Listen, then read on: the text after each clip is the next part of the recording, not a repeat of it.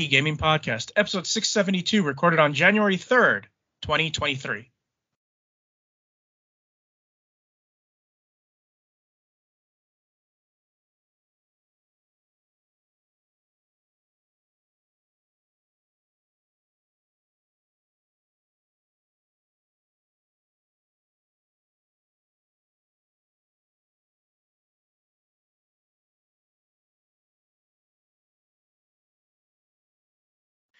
Hello and welcome to the 672nd edition of the TD Gaming Podcast and 505th episode of Video Game Roundtable. I am TJ Denzer. I am Scott Dirk. And I am Jonah Falcon. The VGRT Gaming Podcast focuses on game news from around the industry. Right, and we are back after 2 weeks off, and it is 2023, and we're actually getting some news, at least. We're waiting on everything with Microsoft and the FTC. Although, judging by the reactions around the world, the FTC might have the case just thrown out. It's not going to work. Everybody said, what are you going to do? Like, only the FTC cares. And Sony cares. Although I will say, we did find some interesting things out there. Like, there are 4 games that'll never be on the Microsoft console. But here's one that's going to piss off a lot of people. Apparently, Bloodborne will never be on PC. Huh. That, I know, is going to angers a lot of people. Yeah, that's a shame. Like, I don't even understand why just like cross it off the chart completely? Why just like be like, we just don't have the resources for it now? I thought it was about the whole keeping it from being in Microsoft's thing. So I think there was that's not stopping them from putting Death Stranding 2 on PC and other Sony games on PC, because Microsoft showed that, hey, when we sell stuff on Steam, we get money. Yep. I don't know why they hate money. I don't know. Because Microsoft, to quote Microsoft, they want to deal with the competition not by getting bigger, but by having them be smaller. Oh. So it's a real shame that that game couldn't be published under Bandai Namco. I didn't even realize it was published under Sony. Yeah, I mean, Sony got bit in the ass when they let 505 publish the first Death Stranding. And 505 turned around and say, hey, Microsoft, we want some money. Can you put this on Game Pass? And MLB partially owns MLB The Show, which is why it also is on Game Pass. Because the MLB, and also on other platforms, because the MLB was saying, this is not making us money on just one console. It needs to be on every console. So, and the problem was that Microsoft and Nintendo weren't bothering making games. They said, no, we don't need to make an MLB game. Well, so I look forward to hopefully seeing something of those Sierra titles that Activision had locked away. We'll see. I mean, Phil Spencer says he's a big fan of those games. So yeah, he's a big fan of a lot of games. Yeah. Imagine if Microsoft then hired Ken and Roberta Williams to make a game under the Sierra label. See, now that's the thing, because they showed up at the Video Game Awards to present, and they are making a new game. It just feels a little bit, like. Oh, that game's gonna be on Game Pass, no doubt.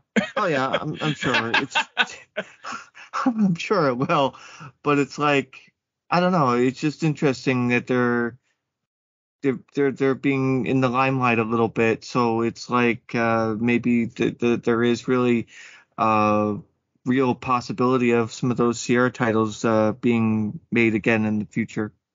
Yeah. There's a very real, if for whatever reason the Microsoft Activision deal doesn't go down, there's a very real case that it might kill Activision. It might destroy the company. So yeah, it's going to be interesting to see, because FTC wasn't even the only ones that had issues with it. Yeah, but the European Union turned around and said, yeah, it's fine. Various South American countries said, yeah, it's fine. And people who were with the FTC before, whoever's running it now, said, why are you doing this? This is pointless. The thing that Sony hates the most is that Microsoft's Game Pass has their first party games day one on Game Pass, and that's not what Sony wants. Sony wants you to buy their game and then maybe put it on their version of Game Pass a year later, because they think it's bad. It's bad business to do that. But Microsoft seems to be doing all right doing that. Yeah. So, anyways, we're gonna start with what we've been playing. Next week we might talk about our personal games of the year. I know we did an extensive awards show last year, but I don't know. I just don't have the time. And also 2022 was basically a crappy year for games anyway. So I've been playing a lot of Dorf Romantic, and that was actually nominated last year for a best puzzle game. And I'm going to tell you something. I've been playing it over and over and over again. It's addictive. A lot of people have compared it to Carcassonne. I can see that. There are other games that it reminds me of, though. And for those who don't know, it's a tile laying game in which you want to lay tiles of like next to each other. So a field needs to touch a field, a forest needs to touch a forest. And every time you surround a hexagon with 4 tiles, you get a card back. Because you only get, I think, 40 tiles, and you have to earn more tiles. It gives you quests like, we want this forest to have 1,000 trees in it. And you complete that, you get 5 new tiles. Stuff like that. It is very, very addictive. So Ralph was right. Yeah, I've heard nothing but good things about Dorf Romantic, and that's something that I've been meaning to try, but I have not gotten around to. It's one of those games you just kill 30 minutes with. It is a fun looking game. I finally did it, y'all. I started you got Tunic. I started it over break. That's good. And then I stopped and I played Midnight Suns for the rest of break. Oh yeah, I got my copy of Midnight Suns. I haven't tried it yet. I haven't gotten into it yet. I mean, it's for Axis. It's an XCOM-like game. I'll probably enjoy it. So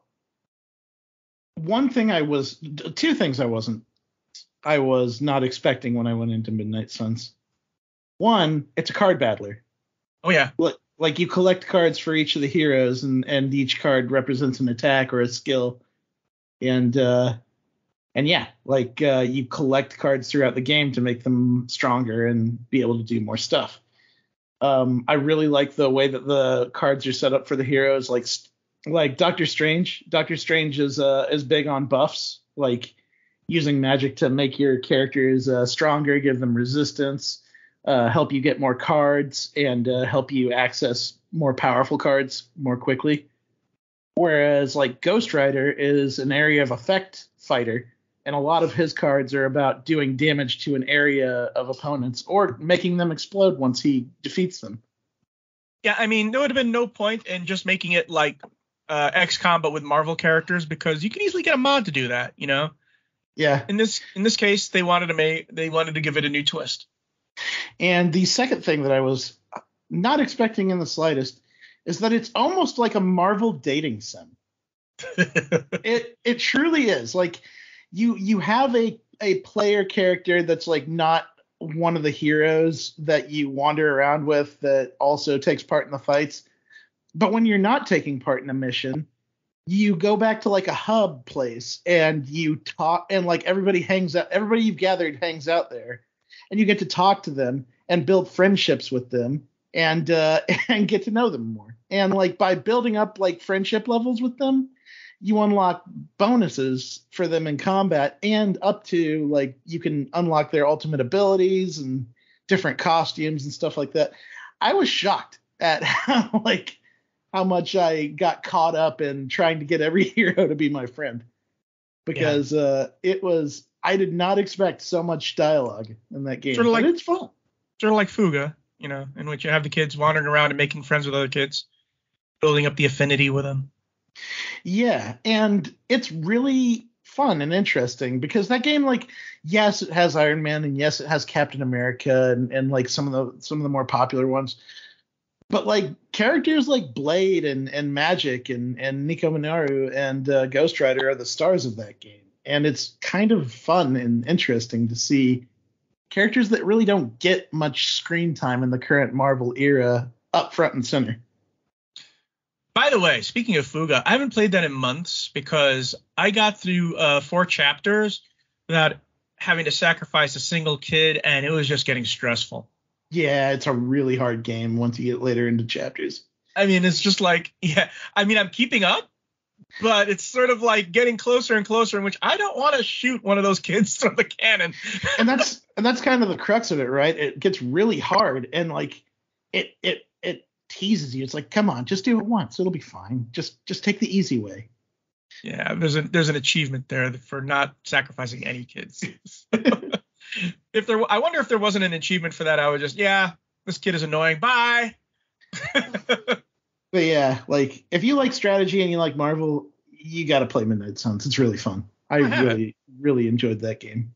It's one of the benefits of having a press account. It's like, I really like to try. Oh, I already have that game. Great. Mm-hmm.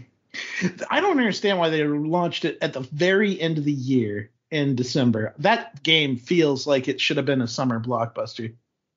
You know what's interesting is that I'm looking to get a new PC and all cyberpower and all that stuff. They're using Midnight Suns as a pack-in with some of the NVIDIA cards. I can see that. It's a very pretty game. Yeah, and simply because Portal RT, ray tracing Portal came out, and my computer said, "Yeah, you don't have the card for it. Sorry." I want to play Portal with ray tracing. Yeah, I have talked to some people that gave it a try, and they have been very happy with it so far. Scott, what have you been playing? I've been playing Chained Echoes. It's an indie developer, single one, Matthias Linda, and he made this game a turn-based pixel JRPG style game, and you get mech warriors and you get your little army. I mean, it has a little bit of various classic RPG games. Right. For those you don't know, it looks like I would say 32-bit game, actually. Yeah. It doesn't look like a 16-bit. It looks like a 32-bit game. You can see the enemies on the field, so when you battle, it's right where you encounter them, and you have this overdrive and overheat ability where you have to, your actions move your meter across the board through your regular state to overdrive and then overheat, and you're trying to stay out of the overheat, because if you get into that, the enemy starts doing more damage to you, and so you get like into a critical state. So you have to find actions that'll reduce your overdriving, like just keep you in the green the entire time, and that aspect is quite challenging. I like the characters, very interesting, and a little bit unorthodox. I guess when you get these indie developers, they tend to have grittier characters, I think, really, because I feel like when it's a bigger company, they tend to keep people kind of censored on the language and some of the things they do. So this game was a little bit more open in that way. It also has some Easter eggs too, like Chrono Trigger and some other games, which I think are fun to see when you're playing. By the way, I was wrong. They explicitly say it's like 16-bit SNES style graphics. Yeah. And also the music is inspired by PlayStation 1 games. Yeah, it's really good music. It's very enjoyable. Enjoyable story. I've had fun with the combat. And and like I said, you get mechs as well.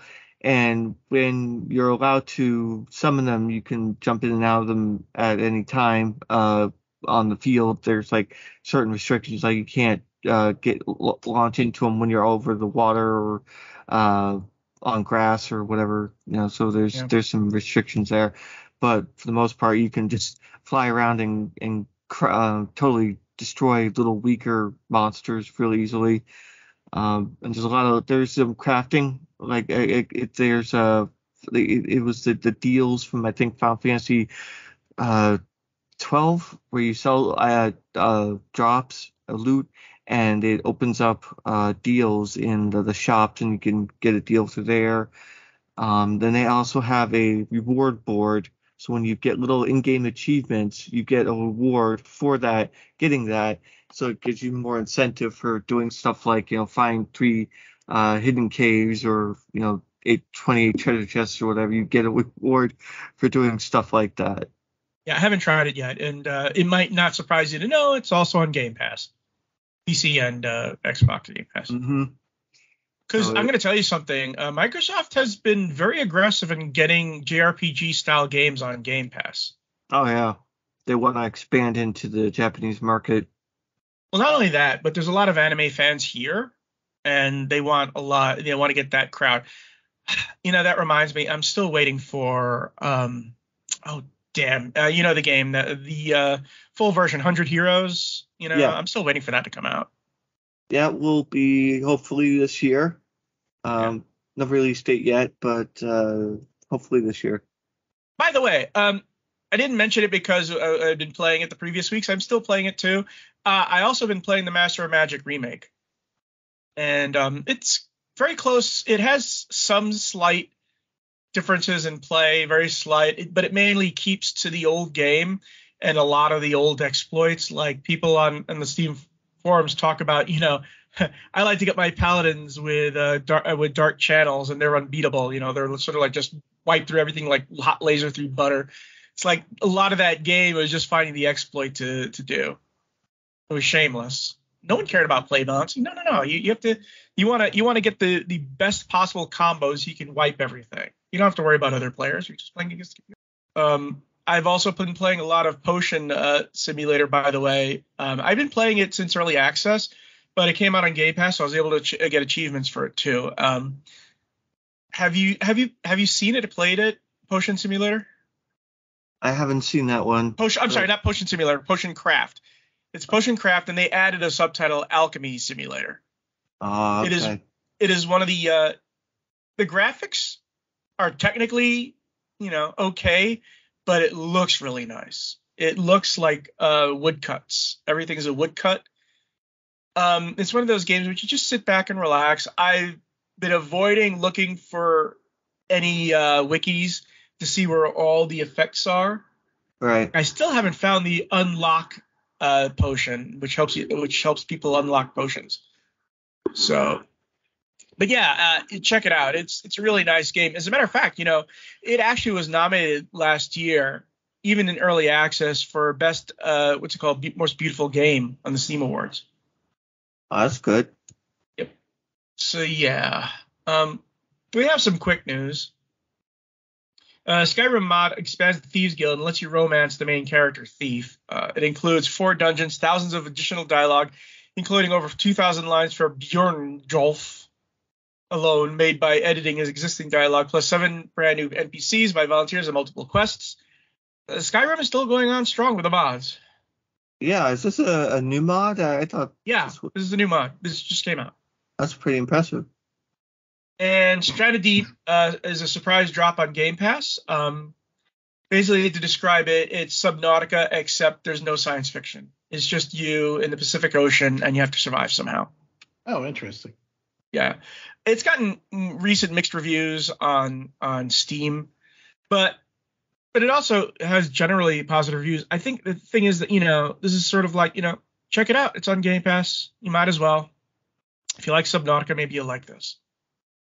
You have to deal with sharks and trying to find barrels and stuff like that because you're in a plane crash. So we're going to go ahead. I want to get a look at this game really quick. Okay. I just wanted to see what it looks like. Oh yeah. So you're stuck in a raft. You have a harpoon gun. I see. It looks like there's a kraken. But it takes place on Earth. So. It looks like there's quite a few. It's gorgeous for one. I kind of want to check this out. Like I said, it's on Game Pass. So if you have, I don't think you have Game Pass, but if anybody has Game Pass, they can just check it out and see what it's like. Neat. Like it's basically Subnautica, except not science fiction. Yeah, it looks like there's a few different islands you can try to get to. Yeah, and you have to go underwater and investigate stuff. I never really got far in Subnautica, so. This looks gorgeous, though. Anyways, why don't you hit the first item there, TJ? ZeniMax employees vote to form biggest video game union in the United States. From PC Gamer. The Communications Workers of America announced today that a supermajority of quality assurance workers at ZeniMax Studios have officially voted to join the ZeniMax Workers United (CWA), forming the first video game studio union at parent company Microsoft, and what will be, for at least a while, the largest union of video game workers in the U.S. The official voting period ran from December 2nd to December 31st, but the CWA union organizing efforts have been underway at ZeniMax for months, and that some employees began signing union authorization cards in November. In contrast to Activision Blizzard, which has fought unions tooth and nail, Microsoft, which may soon become Activision Blizzard's parent company, committed to neutrality in the ZeniMax union vote when it was first announced. Shortly after the vote was tallied, Microsoft extended official recognition of the new union. Activision Blizzard has been at the center of game industry unionization efforts, but the formation of ZeniMax Workers United is a big deal in its own right. The company's subsidiaries include Arcane Studios, Bethesda Softworks, id Software, Machine Games, Tango Gameworks, and ZeniMax Online Studios. The CWA said the new union includes all QA employees in the U.S. across ZeniMax's various studios. You know, what's interesting is Tango Gameworks, because that's a Japanese developer. And Yes. Unionization has not been a big thing in Japan. So it's interesting that it's going to be a Tango. Well, it says specifically this applies to U.S. studios only, for what I can see here. Okay, but still, it's a Japanese-run company, though. Sure. What I mean is that if they've got European studios or Japanese studios or other studios around the world, I do believe that those are left out of this one, unfortunately. That's okay. It's interesting. Microsoft just said, okay, whatever. Two reasons why. One, right now they're dealing with the FTC and they want to look nice, and also, right. This is sort of like saying, well, you know what happens when Activision becomes ours, we're going to allow them to form a union too. And the bigwigs at Activision Blizzard did not want that. So we're going to allow it to happen. Yes. Microsoft was pretty early. In fact, Microsoft stated that they would, They would recognize and negotiate with Raven Software QA when Raven Software QA unionized. And they said they made that call before Activision Blizzard itself did. Activision Blizzard itself, obviously, having been terrible and using all sorts of creep methods to try to shut it down. Yeah, I can imagine. By the way, can you imagine Microsoft debating the FTC and pointing at Bobby Kotick? You want him still in charge? Yeah, I think you hit the nail on the head, though. I think Microsoft hasn't. Microsoft has always had great worker benefits. You know, right. They had same-sex union benefits and all that stuff for a long time, for decades now. So it's not the only thing. Here's the thing. Remember what was going on earlier this year is that there was a lot of harassment suits coming up with various companies that are now owned by Microsoft and ZeniMax and all that. And I'm pretty sure that was starting to piss Microsoft off. Like, we don't need this now. Right. But I do believe that trying to settle this acquisition kind of has Microsoft back into a corner and trying to remain on its best behavior, because right now the worst thing that they could ask for is just horrible press. I think they wouldn't, even if they weren't buying Activision Blizzard, I don't think they would have blocked this. I think they would have let it go. You know, because the only thing that really is going to happen with this is a lot of union demands are not going to have to deal with benefits or stuff like that, because they already have benefits. I think a lot of it is going to have to deal with, human resources, and complaints and, protection from harassment and all that stuff. I think that's what this is really all about. And also, obviously, to combat crunch. Right. And retaliatory restrictions and management. Yeah. Which has been a big issue at Activision Blizzard for a while. And I wonder how many other companies are grumbling at Microsoft for doing this. Can you imagine Ubisoft seeing this and saying, "Oh God, they're doing it. That means there's going to be expectations for us." Yeah. Ubisoft. Yeah. Well, we like Ubisoft was right there along Activision Blizzard during a lot of the. Oh yeah, remember allegations. that awkward speech by the CEO. Remember that? Mm-hmm. that was very cringeworthy and awkward. Having to deal with what was going on there. Between her like harassing its employees and allowing them to be harassed, doing an internal investigation and finding it did nothing wrong, and getting into NFTs, Ubisoft kind of tried to fill out just like the worst fucking bingo card you could possibly imagine. Oh, by the way, thank God FTX crumbled. I mean, I'm sad for the Joe Schmoes who lost all their money, but fortunately, this looks like it's signaling the end of cryptocurrency, and just get rid of it because Binance is now in trouble. And yet, Square Enix. Do we have this? No, we don't have it in any news. But Square Enix came out of the gate today. Square Enix is still obsessed with non. Yeah, I don't know how they can possibly think that NFTs is a good thing to pursue. Not only do you have the cryptocurrency crashing, but you have that sad whatever that monkey thing is, the Bored NFT. Ape. Yeah, the Bored Ape. That's there's a lawsuit happening there, and it's Shit just about those fucking things. All these computer generated characters. Yeah. You know.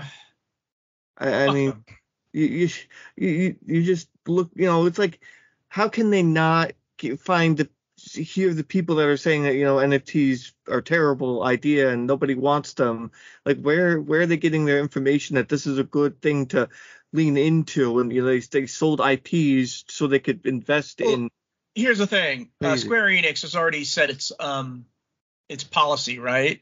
They're free for hire, meaning if you pay for it, it's yours, which is how Final Fantasy VII, second whatever, part 2, whatever it is, and Final Fantasy 16 are going to be PlayStation exclusive, because they basically said, you pay for it, it's yours, So they're trying to get money any way they can, and for some reason they still think cryptocurrency is the way.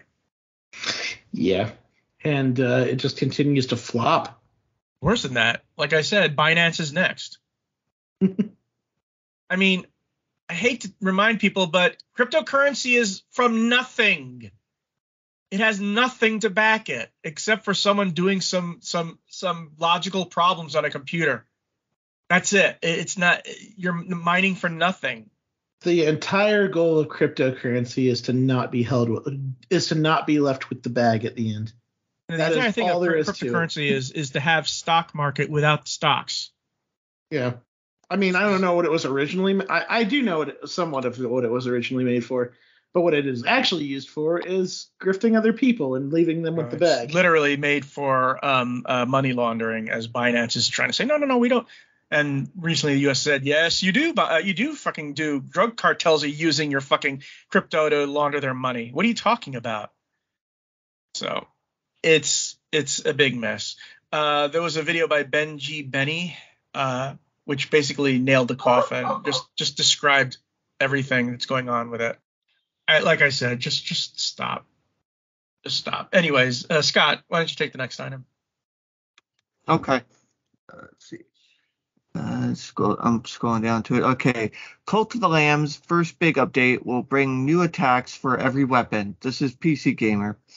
Action-based building roguelike Cult of the Lamb has announced its first big content update for 2023. The new content update will feature new moves for the Lamb itself, letting you press and hold attack button to drop a heavy attack that will be unique to each weapon. They showed off an area of effect smash for the sword, a boomerang throw for the axe, and raining line of daggers for the dagger. Beyond the new weapons, Massive Monster says Cult of the Lamb's first big content update will include many other new features that will add depth, difficulty, accessibility, and quality of life. Yeah, I haven't played it in a while, but it's still a really fun game. That is a really crazy game. It's basically, Binding of Isaac, except now you have a better, more lined up goal instead of just survival. Have you played Cult of the Lamb, TJ?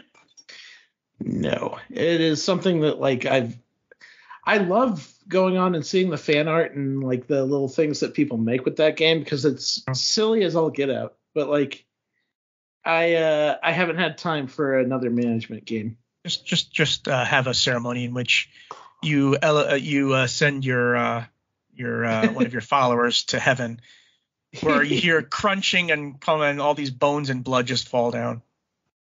Yeah, I mean the game looks very fun and it's very silly. I love seeing fan art. I love seeing like the characters, and I love the stuff that people have done with it. It's one of those games that I never had time to play. It's one of those games I actually paid for this year because I haven't been paying for many games because of my press account. But this game I paid for. I wanted to play it because it was by it was by the developer Massive Monster, and it's also Devolver Digital. So obviously we know what to expect from Devolver Digital. Just something that's taking the piss out of something. Yep. The only complaint I have is that it starts to get a little grindy, and I mean the combat gets even harder, but only because you need to start grinding a little bit more and start building new buildings. But that's okay. Like I said, check out Cult of the Lamb. It's one of the year's surprise hits. The next item is Payday 3 lands the first new game announcement of 2023, and this comes to us from Forbes. Payday 3 was announced on New Year's Eve. The game will be out in 2023, according to the announcement, for both console and PC, though a specific date or window has not been given. According to the Steam listing, step out of the retirement block into the life of crime in the shoes of the Payday gang, the envy of their peers, and nightmare of law enforcement wherever they go. Several years after the crew's reign of terror over Washington, D.C. has ended, they assemble again to deal with the threat that roused them out of early retirement. It has been nearly a decade since the release of Payday 2, which was out in August 2013. As a part of Steam's winter sale, it's currently 90% off, cost 99 cents. And one of the biggest controversies, which we all remember, occurred back in 2015 when Payday 2 added safes to the card drop system that could result in increased power for weapons, and a month later stumbled into problems again with a new pack containing more than cosmetic additions. This was back in the height of the loot box days. As a matter of fact, this was the forefront of all the loot box controversy at the time. This is before Star Wars Battleground 2, Battleground 2. But even then, it was seen as going too far for fans who pushed against the monetization and criticized overkill. In 2016, Starbreeze acquired the rights to Payday and declared that this stuff would stop happening. So it sounds like Payday 3 will be Payday 2, but without the baggage. I can get into that. I've always liked Payday 2's like gameplay. Yeah. But, so for those who don't know, Payday and Payday 2 are all about. It's a co-op game in which you're playing people robbing a bank, and there's several ways to go through it. Either you can be really stealthy and even get the loot from the bank without raising an alarm, or just go in with your guns out and just shoot everybody and have the cops surround the place, and have a really messy heat style escape. Mm-hmm. And here's the thing: you want to be stealthy because the cops will rip you apart. Yeah. Yeah, was there any rumor of this whatsoever leading up to it? Because I don't feel like it came out of nowhere. That's wild. As much as things have been leaked in the last few years, it's shocking to think that like this completely got by everybody. Yeah, I mean, who even like? I mean, for one thing, Payday has not been in the mind space for the last year or two. Mm-hmm. But even then, I don't know if I needed a Payday 3, but now that it's announced, maybe I do. Oh, wow. I mean, go ahead. I just saw that Prime Matter is publishing it, who, if you don't know, they have also done Pathfinder, Kingmaker. Yeah. Pathfinder, like all the Pathfinder games. They are also. Where did I see them very recently? Oh my gosh, that's going to drive me crazy. They're on another big one that I saw recently that I'm really excited about. I'm trying to remember what it was. That's going to bug me. I'll try to remember it here in a little bit. Well, I know they did Kingdom Come Deliverance as well. Yes. Which I did not like at all. I hated that game. Hated it because the combat was ass. I mean, I know what they were trying to do. They are publishing the System Shock remake that Night Dive Studios is doing. Yeah, and that one is well, we're going to be talking about it in a second. But they're also owned by Koch Media too. Mm-hmm. And they bought all the things. Yeah. So, anyways, speaking of which, why don't you take the next item then? Me or Scott? You. Okay. System Shock Remake's March release locked in. From Eurogamer. Sharing an update earlier today, Night Dive revealed the scope and scale of the project has dramatically evolved over the past few years. This is in part thanks to publisher Prime Matter joining the project. With this publisher on board, Night Dive Studios has been able to focus on quality of life improvements, bug fixing, and localization support, things it calls the last major steps towards releasing a game we're all incredibly proud of. The developer has also given some extra shine to other areas of the game ahead of its March release. These include newly created enemy variants, which Night Dive has said provide new challenges to the player in later levels. Perhaps most importantly, however, is the team's attention to detail when it comes to the game's dismemberment. This is something that has been a high priority for the developer. Yeah, which reminds me, Dead Space is coming out soon. Yeah. As such, each enemy players come across has a completely custom dismemberment model. According to Night Dive, there are a lot of enemies in the game, with the developer calling the effort to put into this particular aspect of the remake staggering. Meanwhile, back in August, Night Dive Studios confirmed the fate of the third installment of the System Shock series still lies with Chinese conglomerate Tencent. System Shock 3 was first announced all the way back in 2015, with Warren Spector revealed to be its creative advisor. However, following financial woes for the publisher Starbreeze, same folks who were developing Payday, the project hit a bump, and Spector's studio Otherside parted ways with the publisher. The studio said it would continue working on the project on its own, but reports of development troubles and staff departures emerged in 2020. Shortly after, it was announced that Tencent would be taking the System Shock franchise forward. I wonder if this dismember. I've stayed away from playing any of the demos because I want to jump into this like fresh-eyed and bushy-tailed. Well, it's fine because most of the demos have just been in the first level that everybody remembers, so it's not a big deal. But I wonder if the dismemberment is going to be more Dead Space or more Killing Floor 2. Because Killing Floor 2 has an incredibly good dismemberment system. I think it's not going to be the Dead Space in which, severing limbs like that. I think it's going to be more physical based. Just so you know, I actually reinstalled System Shock 2, and that's the game I wish they'd be remaking. Because it still holds up, aside from the crappy graphics. Mm-hmm.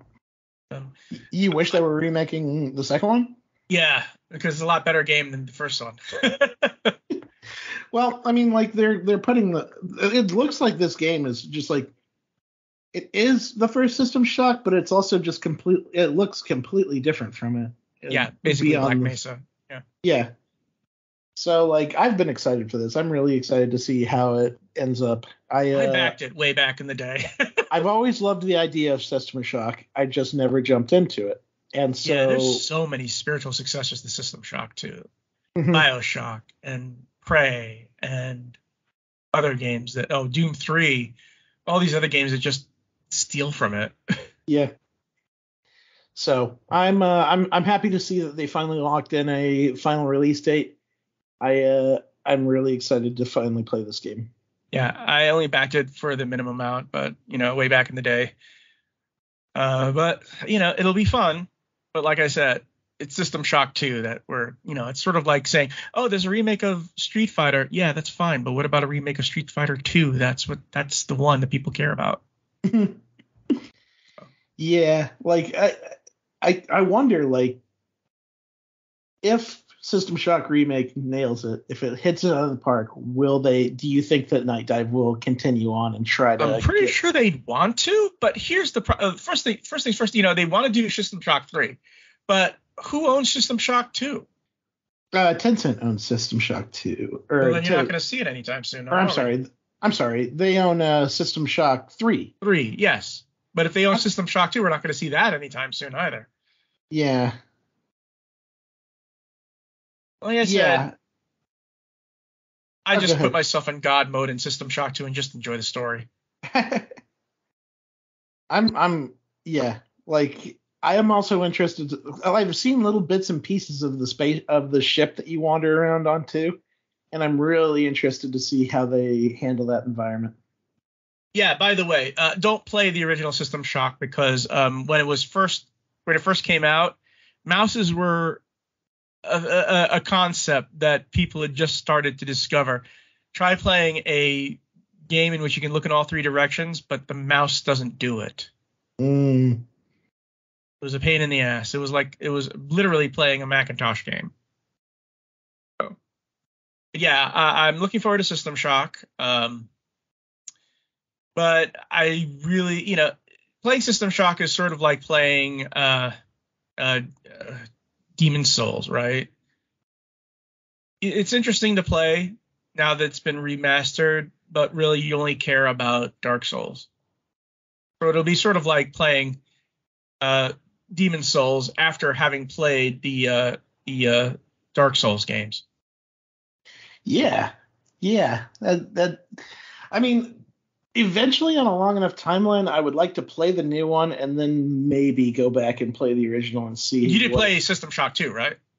I have not. You have not played System Shock 2? I've stayed completely away from this series and wow. to keep myself like untainted. Well, what's funny is that what'll be funny is that you play System Shock, then when you play System Shock 2, you say, "Holy shit, this game's a lot more complex and nuanced and plays better than System Shock, even when remastered."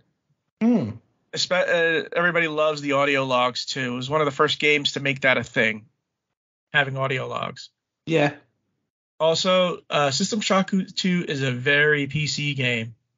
You're only going to use your mouse to look up. Don't even think about using gamepad because there's so many keyboard controls that you have to learn. There's a lot of stuff you have to deal with System Shock. And then when you first hear the monkeys.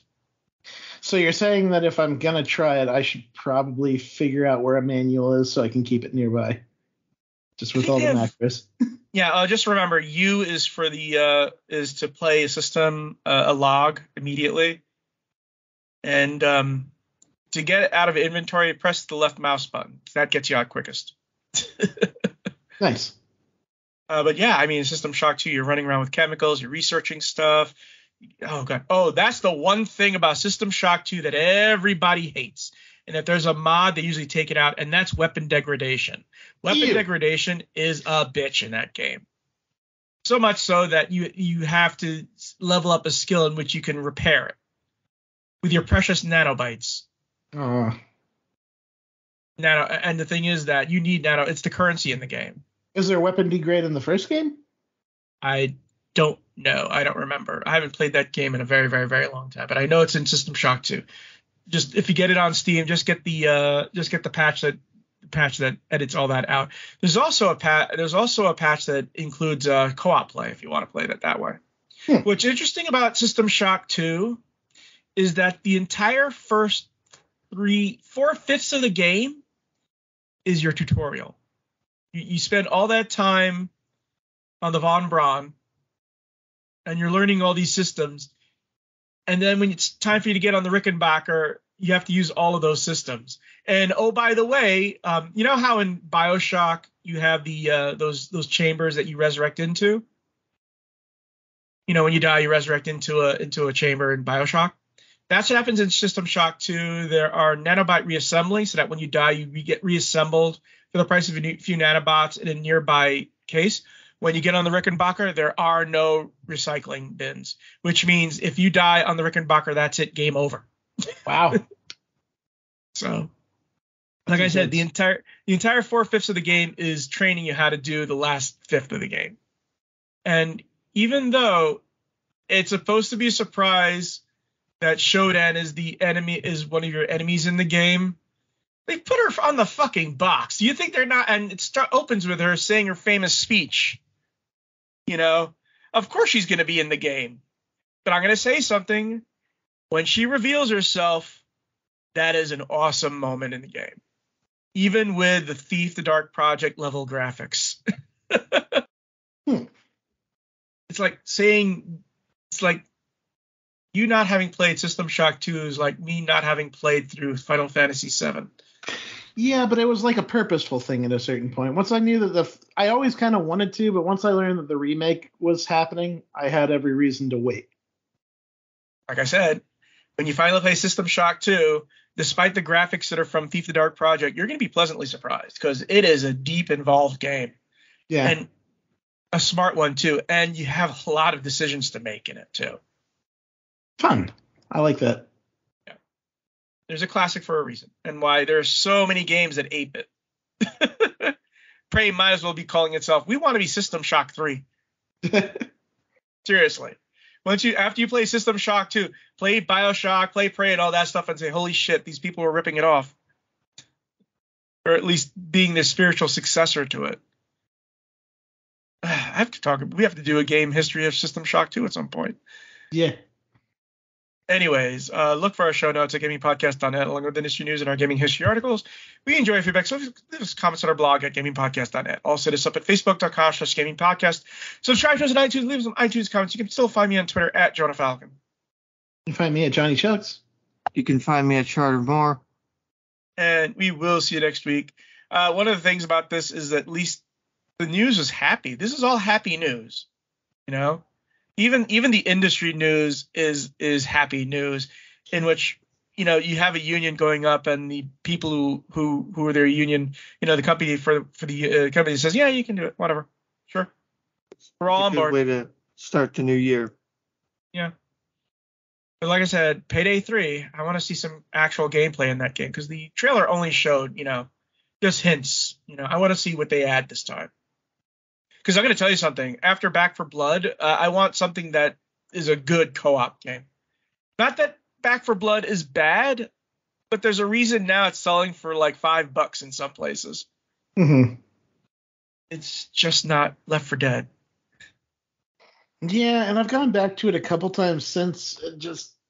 It's not that it's a bad game. It's just that it's too live servicey.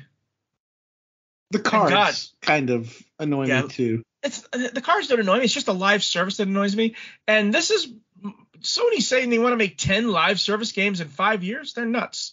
What trend are you following, Sony? Live service? I'm shocked that Sony isn't saying. Maybe they're smart enough to say there'll be NFTs because they want to have NFTs in the live services, but they can't say it out loud because then it'll get shut down quicker than CD Projekt Red. Oh, by the way, that reminds me. Did you see the article by the developers of not Stalker? It wasn't CD Projekt Red. It was the other Ukrainian developer. To remind myself. What are they making? Do you remember? That's the point. I'm trying to remember what it is, but it isn't Stalker developers.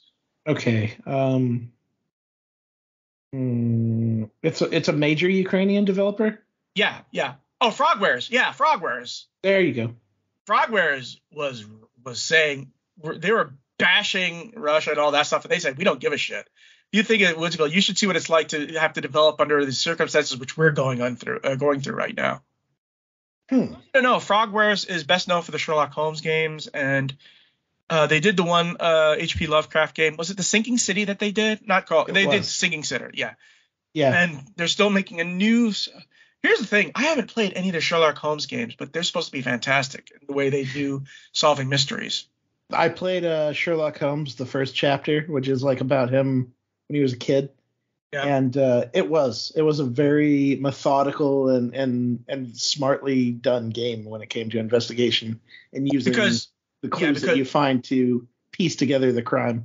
Because that's a difficult part of doing a detective game in a video game. It's like you want to avoid just matching everything with everything and seeing what pops up. You have to make it so that you feel like you're smart, not that you're able to. The really fun part of that game, in my opinion, is that you could come to a different conclusion before you had all of the evidence. and it could leave you feeling like you missed something, and it could make you feel like you made the wrong choice. And that case will have like an effect on future cases. And I really liked how well that game was laid out. And I haven't played any of the other Sherlock Holmes games besides the first chapter one, but I do know that they're pretty smart in that way. Yeah. And that's where Creepy Watson came from. Yes, it is. And by the way, I love the fact that Yahtzee Croshaw said, them them doing an H.P. Lovecraft game allows them to actually make Creepy Watson into a gameplay thing. Yeah. Anyways, and this is before the recent strikes on New Year's Eve. Frogware said this: each time Ukraine has a decisive win on the battlefield, which we will all absolutely celebrate, we need to be ready that the next day the Russians with their fragile little egos will lash out at civilian targets. Useless cowards who have run out of idea how else to win the war they started, so they resort to trying to demoralize, freeze, and starve ordinary people. You can't put a rocket through my grand's living room, shell my nephew's school, and bomb the hospital where my mom worked, then expect me to talk to you. So we'll keep gritting our teeth. And this is before the New Year's Eve, attacks. So they were right. They were going to do that. So, yeah. And I think CD Projekt Red who's the developer of Stalker? Is that CD Projekt Red? Stalker? No, that's, oh gosh. Oh, GSC Game World, right. Yeah, that's right. And a developer was actually killed, actually fighting last week. Yes, and they have obviously they put the game on hold for a while they're dealing with that situation. I think they're trying to still target a release in 2023, but obviously it's very much going to be. They did release a trailer the other day, a new trailer. Yes, they did, and it actually had gameplay in it. Yeah, and they also changed the name from the Russian Chernobyl to the Ukrainian version of Chernobyl. Yeah. Chernobyl. Because for those who don't know, Chernobyl was in USSR, but it was specifically in the Ukraine. So anyways, with that happy thought, we will see you next week. Happy gaming, everyone. Have fun, be cool, play games, y'all.